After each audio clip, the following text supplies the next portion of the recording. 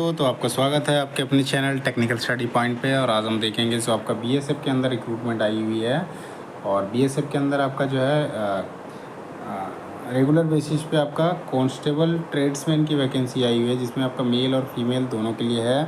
ये आपका 24 जुलाई को आई थी, जिसमें से आपका डेट जो है अभी 26/8 तक लास्ट डेट है। तो एक एक करके सब जानेंगे आपका टोटल वैकेंसीज़ कितनी है उसके बारे जानेंगे। उसके बाद आपका टोटल वैकेंसी में से आपका मेल का कितना है, फीमेल का कितना है, उसके बारे भी जानेंगे, है ना। और साथ ही आपका जो आपका पे स्केल रहेगा, पे स्केल के बारे जानेंगे। सिलेबस हो गया, सिलेबस के बारे जानेंगे, है ना। जब आपका एग्ज़ाम होने हैं, पेपर होने हैं, उसमें आपका क्या सिलेबस रहेगा, ठीक है करके जो इंपॉर्टेंट चीज़ें हैं सारा कुछ जानेंगे।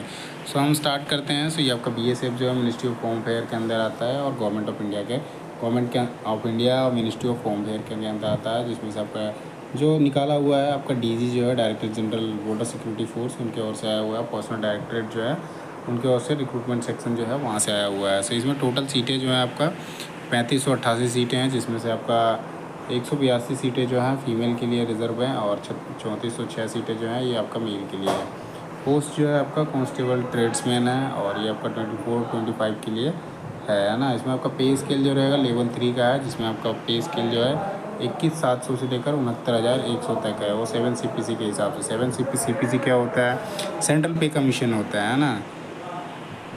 साथ ही आपको ये आपका पे हो गया, पे स्केल हो गया 21,700, ये आपका बेसिक स्टार्टिंग रहेगा। उसके साथ ही आपका अलाउंसेस मिलते हैं, जिसमें आपके राशन अलाउंस हो गया, एकोमोडेशन हो गया, मेडिकल असिस्टेंट हो गया, लीव हो गया, ये सारे कुछ मिलते हैं ना। तो आगे देखते हैं यहाँ पे जो इंस्ट्रक्शन है उसके बारे। सो यहाँ पे ऑनलाइन इंस्ट्रक्शन दे रखा है, important instruction to the candidate for applying एवं पोस्ट, इन पोस्टों के लिए करने के लिए आपका दे रखा है। बीएसएफ जो कर रखा है कंडक्ट, इसके बारे में मेल फीमेल के लिए कर रखा है। ऑनलाइन एप्लीकेशन है ना। सो ऑनलाइन करने से पहले आपके पास जो है education certificate, trade certificate, caste certificate हो गया, एज सर्टिफिकेट हो गया, फिजिकल स्टैंडर्ड, वो सारे कुछ आप देख लेना। बीएसएफ का जो रिजर्व है उसके हिसाब से आपका रिक्रूटमेंट क्या है, फिजिकल स्टैंडर्ड होना है, दौड़ होती है, एग्जामिनेशन होगा, डॉक्यूमेंटेशन होगा, ट्रेड टेस्ट होगा, देन आपका मेडिकल एग्जामिनेशन होगा, देन फाइनल आपका अपॉइंटमेंट होगा, है ना। प्री अपॉइंटमेंट करके होगा। 1 साल 2 साल का 2 साल का प्रोविज़न या 1 साल का प्रोविज़न रहेगा, देन आपका फाइनल अपॉइंटमेंट हो जाएगा। रजिस्ट्रेशन करने के लिए आपके पास मोबाइल नंबर, ईमेल आईडी होना ज़रूरी है, क्योंकि उसी से आपका OTP आएगा। OTP जनरेट करा के आप फिर उसको रजिस्ट्रेशन करोगे। इस पर आपका लिखा है रजिस्ट्रेशन ID, पासवर्ड जो है प्रोवाइडेड वन टाइम, वही आपका one time registration which required filling online application. So one time registration OTR जो है वो करना पड़ेगा, उसके बाद आप फॉर्म को भर सकते हो, है ना। एप्लीकेशन ऑनलाइन है और आपके पास matriculation certificate, otherwise their candidate will be cancel. आपके पास वो होना चाहिए, जो भी चीज़ें आप भर रहे हो वो सारा डॉक्यूमेंट होना चाहिए, है ना। अदरवाइज वो कैंडिडेचर जो है आपकी वो रद्द कर दिया जाएगा, है ना। 10 नंबर पॉइंट देखते हैं। इसमें आपका अगला पॉइंट जो है आपका जब भरोगे तो उसमें आपका पर्सनल इन्फॉर्मेशन में आपका नाम हो जाएगा, father name, address, category, date of birth, marital status, mobile number हो गया। मैरिटल स्टेट हो गया, शादीशुदा है या फिर नहीं है, ईमेल एड्रेस, एजुकेशन क्वालिफिकेशन हो गया, ट्रेड एक्सपीरियंस कुछ है तो उस चीज़ का लगा सकते हो। देन आते हैं ये आपके 11वें नंबर पे। इसमें आपका दे रखा है रिपेंट सेल्फ फिलिंग रॉन्ग, मतलब गलत इन्फॉर्मेशन कुछ भी नहीं डालना है वहाँ पे। अपलोडिंग फेक फोटोग्राफ, दूसरा फोटोग्राफ डाल दिया, ऐसा कुछ नहीं डालना है, नहीं तो IT एक्ट जो है उसके अंदर आ जाओगे, कि साइबर क्राइम के अंदर IT एक्ट 2000 है उसके अंदर आ जाओगे, तो आपके ऊपर डेलीगेशन या फिर मतलब कुछ ना कुछ चीज़ें गलत लगाई जाती है ना। सो उस चीज़ का भी ध्यान रखना है। 12वें नंबर पॉइंट पे दे रखा है application will be eligible, blood photo नहीं डालना है या फिर सिग्नेचर गलत नहीं डालना है, नहीं तो उस केस में आपका जो फॉर्म है वो रिजेक्ट कर दिया जाएगा। 13 नंबर है आपका candidate belonging to physical handicap category और नॉन फिजिकल, जो PWD कैंडिडेट है वो अलाउड नहीं है। 14 नंबर क्वेश्चन है इसमें, are you serving an employing serving in the same rank, pay grade will not be entitle apply for the same. मतलब आप सेम ग्रेड में कहीं पे काम कर रहे हो ना, तब भी आप अप्लाई नहीं कर सकते हो कि मुझे घर के पास ही, ऐसा कुछ सिस्टम होता है ना। आप किसी गवर्नमेंट जॉब में कर रहे हो काम, या फिर सेमी गवर्नमेंट, या फिर आप ऑटोनमस बॉडी में, तो आपको NOC लेना पड़ेगा। NOC होता है नो ऑब्जेक्शन सर्टिफिकेट, वहाँ से, है ना। Will be required with application form, है ना। तो अभी के अभी आपको लेना पड़ेगा। देन आपका है 16 नंबर को है इसमें लिखा है कि आपका स्क्रूटनी होगा एप्लीकेशन का, यदि कुछ भी चीज़ें गलत पाई जाती है तो आपको रिजेक्ट कर दिया जाएगा। अदरवाइज रिक्रूटमेंट बोर्ड मतलब कुछ गलत पाया जाता है देन आपका ऊपर कुछ चीज़ें फॉर्म रिजेक्ट किया जाएगा, अदरवाइज नहीं होता है ना। 17 नंबर क्वेश्चन है, इसमें आपका roll number, responsible advertisement number, closing roll number, email address, जो भी चीज़ें होंगी वो सारा कुछ आपका मेल के द्वारा आ जाएगा, है ना। कोल लेटर, एडमिट कार्ड हो गया तो उसको कर दिया जाएगा, देन आप साइट विजिट करके डाउनलोड कर सकते हो। देन 18 नंबर देखते हैं, इसमें आपका दे रखा है आपका recruitment board shall not be liable to any claim rising out of injury ETC, मतलब किसी भी प्रकार का आपका चोट कुछ होता है तो आपको उसके लिए जो है BSF उसका चीज़ों को नहीं मतलब उसके लिए आप क्लेम नहीं कर सकते हो कि मेरे यहाँ पे टूट गया या फिर कुछ हो गया। तो फिज़िकल में क्या होता है ना, कभी कभी हो जाता है, यदि आप पहले कभी नहीं किए हो और सीधा चले जाते हो तो उस केस में हो सकता है। तो उन चीज़ों का भी ध्यान रखें, है ना। वो सारा कुछ खुद से ही करना पड़ेगा। 19 नंबर है, appointment to be will be subjected to condition candidate और मेडिकली, मतलब सारा कुछ आपका डॉक्यूमेंटेशन प्रोसेस हो जाएगा। एग्ज़ाम क्लियर हो गया, देन आपका मेडिकल होगा, फिजिकल होगा, सारा कुछ कंप्लीट हो जाने के बाद आपका फिर आपका अपॉइंटमेंट होगा। देन ट्रेनिंग जो है किसी भी सेंटर में आपका, जैसे उसके अलग अलग सेंटर्स हैं, हजारीबाग में है आपका, इंदौर में है, और 2-3 सेंटर हैं जहाँ पे कहीं पे भी आपको ट्रेनिंग के लिए भेज दिया जाएगा, है ना। देन आपका 20 नंबर पॉइंट लिखा रखा है एडमिट कार्ड लेटर, ये आपका OTR, उससे आप डाउनलोड करने का है। बाकी मैं आपको मैसेज कर दिया जाएगा तो वहाँ से डाके आप फिर मैसेज आ जाएगा। तो यदि आप इनवैलिड नंबर या ये ईमेल ID देते हो तो फिर आपको नहीं आएगा, अदरवाइज आपके पास आ जाएगा तो आप डाउनलोड कर सकते हो ऐसे करके, है ना। फिर ये हम देखते हैं 21 नंबर पे, यहाँ पे रिक्रूटमेंट जो है उसमें आप अपीयर होंगे तो उसमें आपका सेंटर जो है आप खुद से चॉइस कर सकते हो। चार सेंटर आते हैं, 4 या 5 सेंटर आएंगे टोटल, है ना। सो उसमें से आप सिलेक्शन करोगे, जिसमें मुझे अभी 2 याद आ रहे हैं, जिसमें से एक आपका इंदौर में है, एक आपका हजारीबाग में है, और कहीं कहीं पे है तो वो मुझे याद नहीं आ रहा है अभी फ़िलहाल, है ना। एक आपका इधर नॉर्दर्न इंडिया में किसी जगह पे है और एक कहीं पे है, 4 या 5 ही हैं टोटल। देन देखते हैं आपका 22 नंबर में, in case candidate are appointment BSF subsequently receive resignation discharge before complete 10 year service, है ना। तो वो आपका सर्विस जो कर रखा है उनके लिए दे रखा है ये पॉइंट। देन आपका जो अपॉइंटमेंट होगा उसमें आपका UPS मिलेगा, न्यू रेस्ट्रिक्शन डिफाइंड अच्छा UPS मिलेगा, है ना। NPS भी ख़त्म हो गया, अब आपको UPS मिलेगा, यूनिफॉर्म पेंशन स्कीम जो है इसके अंदर लाया जाएगा आपको, है ना। देन आपका देखिए 24 नंबर पॉइंट है कैंडिडेट सीकिंग रेजुलेशन, जो भी आप कैटेगरी से ले रहे हो तो आपका सेंट्रल फॉर्म में होना चाहिए। सेंट्रल फॉर्म में आपका कास्ट सर्टिफिकेट ST या SC या OBC किसी उसका तीनों के चारों सेंट्रल फॉर्मेट में होने चाहिए, है ना। देन 25 नंबर है आपका डोमिसाइल सर्टिफिकेट, आपके पास वैलिड डोमिसाइल सर्टिफिकेट होना चाहिए। डोमिसाइल बेसिकली आपका जो रेसिडेंशियल सर्टिफिकेट है वो होना चाहिए। अब बात आता है यहाँ पे अगला, जो रिज़र्व कैटेगरी है, रिज़र्व कैटेगरी है तो apply on reserve category are non availability of vacancy in particular trade other reason filling terms and condition application. बाकी UR कैंडिडेट जो है ना अंडर एज के अंदर होते हैं ना तो उन्हीं को लिया जाता है। बाकी जो अंडर एज से ऊपर जाते हैं वो तो जनरली उसी में आते हैं। बाकी आप भी उस पर मतलब इसमें जैसे आपका एज दे रखा है 25 साल तक का, है ना। 25 साल से आप यदि कम हो ना तो और नंबर आपके अच्छे रह गए हैं तो आप जनरल में आओगे, अदरवाइज आप अपनी कैटेगरी में ही चले जाओगे, है ना। उसके बाद है आपका मोबाइल फ़ोन जो भी है ये आपके एग्जामिनेशन सेंटर में जो भी इलेक्ट्रॉनिक गैजेटेड हैं वो लेके नहीं जा सकते हो, है ना। देन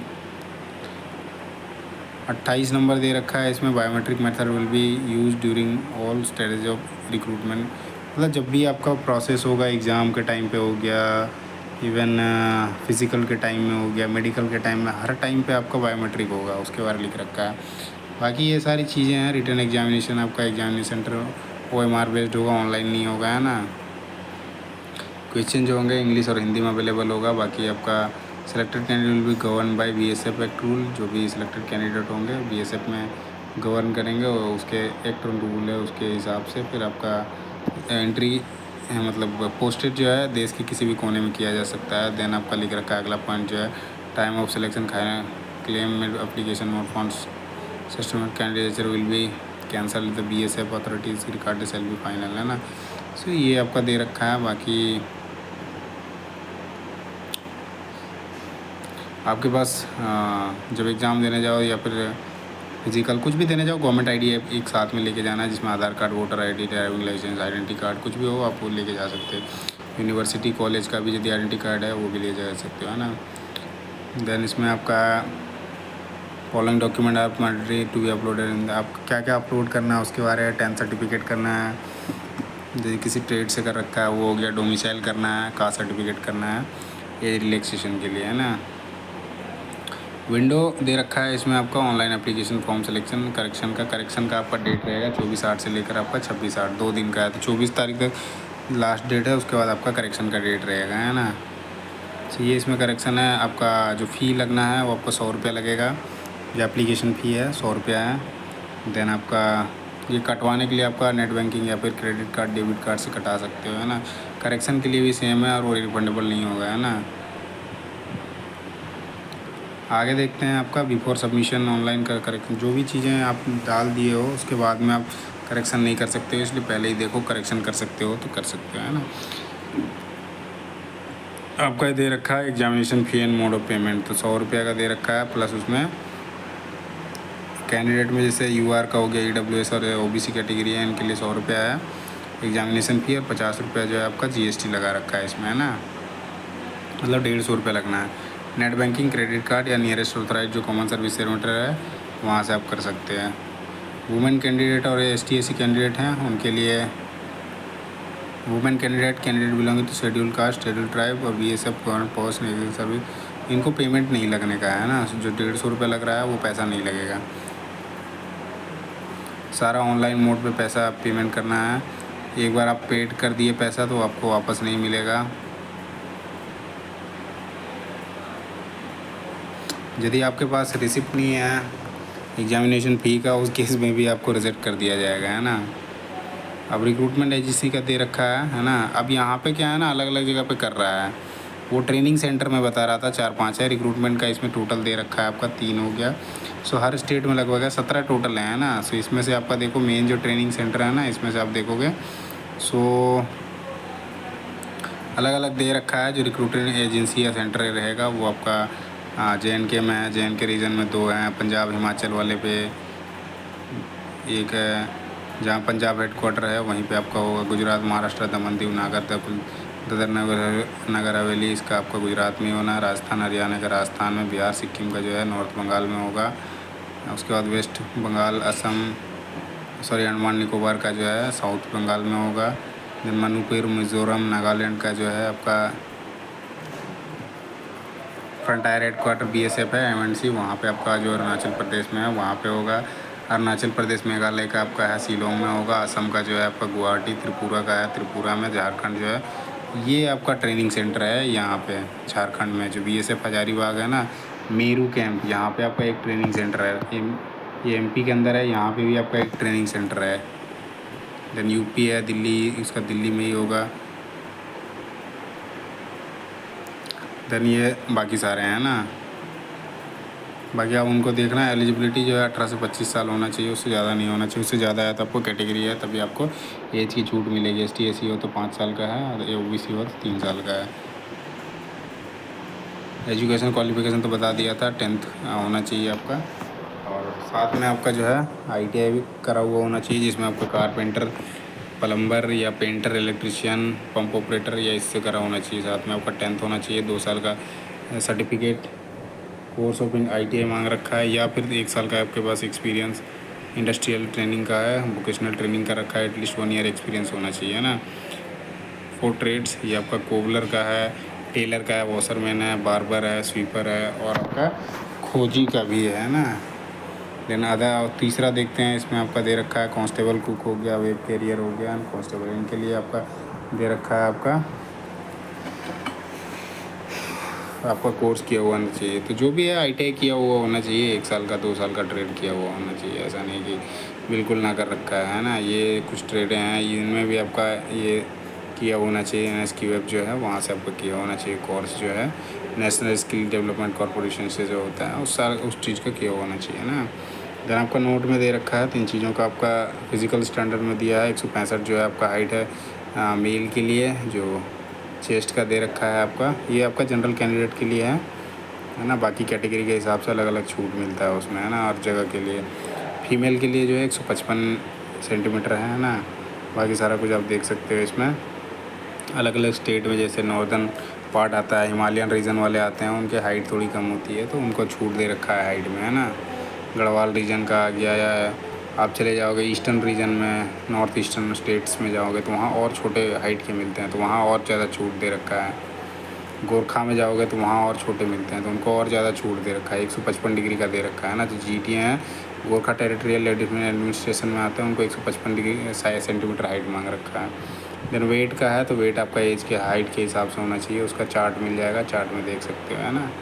मेडिकल स्टैंडर्ड है तो आपका 6/6 आँख होना चाहिए, और नोक नी हो गया, फ्लैट फुट नहीं होना चाहिए, वाई क्वेश्चन पिन स्क्वेट आए, ये सारे नहीं होने चाहिए। तो ये सारे कुछ है ना, ये पहले ही चेक करवा लेना एक बार यदि आपका सिलेक्शन हो जाता है। उसके बाद देन आपको फर्स्ट पेज ऑफ एग्जामिनेशन में आपका सबसे पहले रनिंग कराया जाएगा, है ना। अब रनिंग पास कर जाते हो देन आपका 5 किलोमीटर की रनिंग है 24 मिनट में। अब फीमेल के लिए 1600 मीटर का है 8.5 मिनट में, है ना। ये पास कर जाते हो देन आपको दिया जाएगा, मतलब वहीं पे आपका हो जाएगा सारा डॉक्यूमेंट वगैरह चेक। देन आपका सेकंड फेज में जो है आपका एग्जामिनेशन होगा, जिसमें 100 मार्क्स का टोटल पेपर है, और क्वालिफाइंग जो है 35% है ना। 100 में 35 मार्क्स लेके आना है। ये आपका CBT होगा। देन इसमें आपका सिलेबस जो है आपका जनरल अवेयरनेस का है, मैथ का है, रीजनिंग है और इंग्लिश का है ना। तो 25-25 सारे रहेंगे, 2 घंटा इसमें टाइम मिलेगा। टोटल क्वेश्चन 100 रहेंगे, 100 मार्क्स का आएगा पेपर, है ना।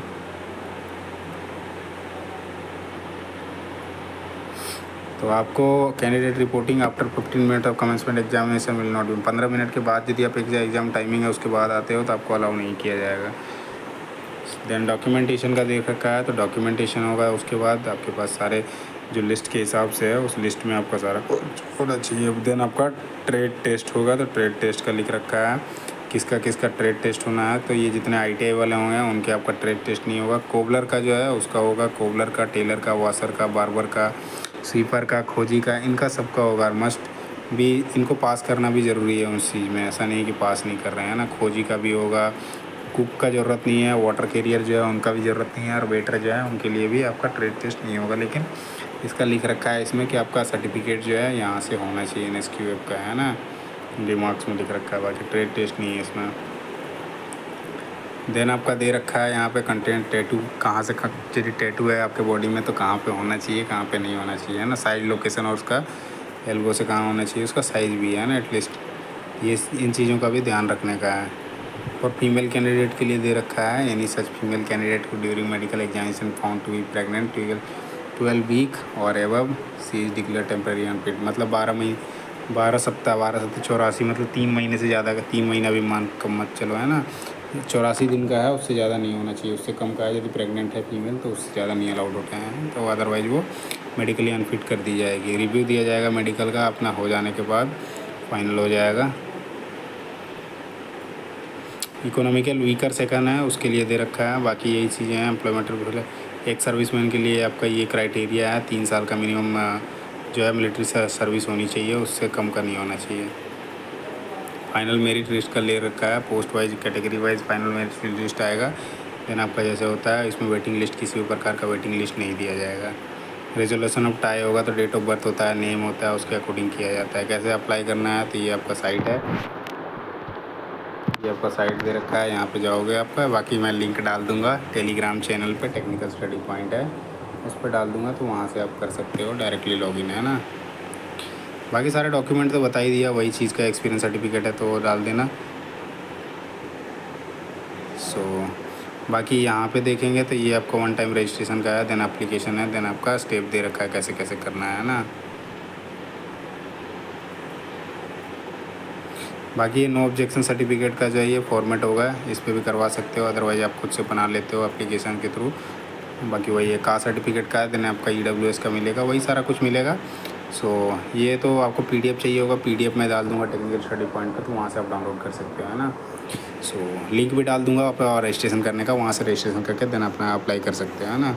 सो इस वीडियो का यहीं पे एंड करते हैं, और वीडियो अच्छा लगे तो वीडियो को लाइक करें, चैनल को सब्सक्राइब करें, साथ ही अपने दोस्तों के साथ शेयर करना ना भूलें। धन्यवाद, जय हिंद।